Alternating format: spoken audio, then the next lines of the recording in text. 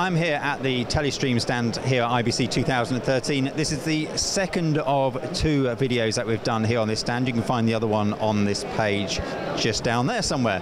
Now we're going to be talking to Philippa here about a new version of Wirecast that has just come out.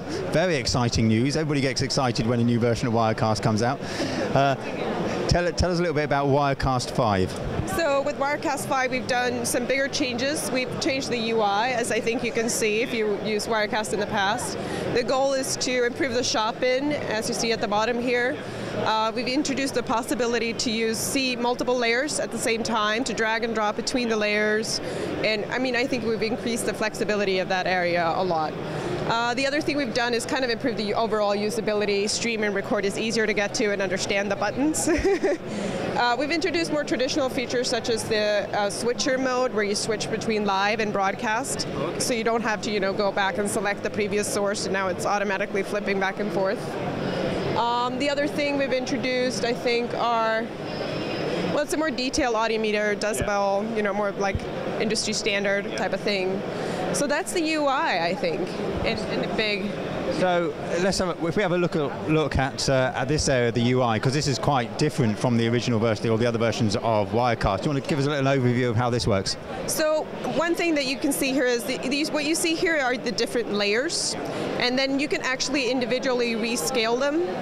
So for example, this is a title layer, and I might not want to have that big usually. So you can minimize that and make it even smaller. And if you go really small, you actually collapse the layer. So we're trying to be more efficient in our vertical spacing here.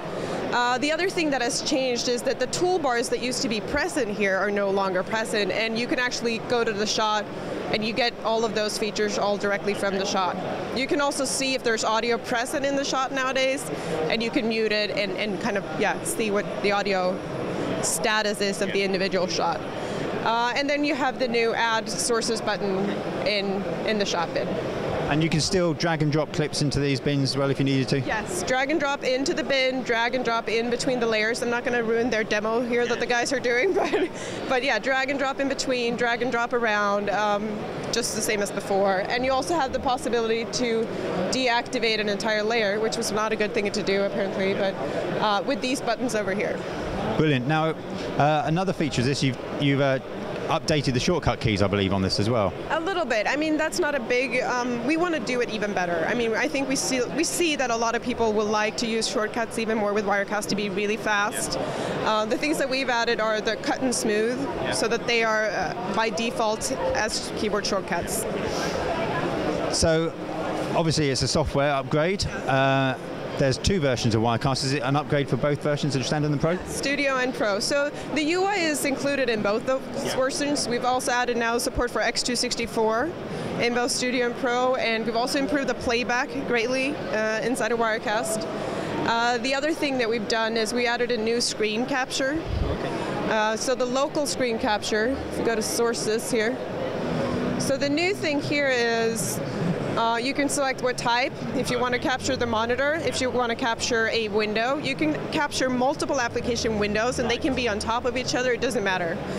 You can also capture a game feed directly from within Wirecast, which is new in 5. And we're really excited about that feature. So I do quite a lot of stuff in the gaming industry, so if you are effectively shoutcasting or something like this on a game feed, you can now pull that game feed directly in from something like a stream game or something like that, say running Steam. We tap into the raw game feed. You don't pull it, you don't capture the screen, you capture the feed directly. Right. And then what else? And it's high quality, 60 FPS, HD, it's really good.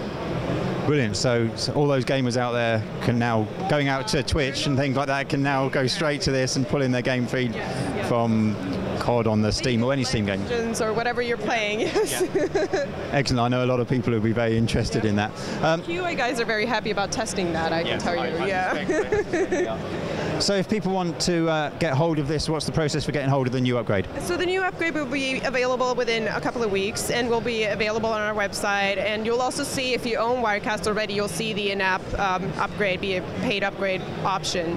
and you get it that way. Excellent, Philippa. Thank you very much indeed. So if you want to find out more about Wirecast, obviously have a look at their website. I'm going to ask Philippa what the URL is. It is? www.telestream.net/Wirecast.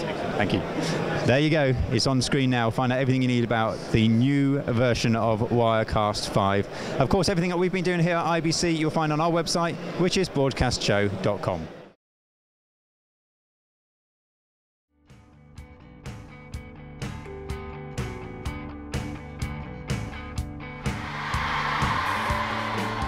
Right, just so you know, we are live, transmitting across the world right now. Are you excited about this? Audience here, and hello to everybody watching on the web. Thank you so much for showing up for me. Welcome to the Threadneedle Parliamentarian of the Year Awards of 2011.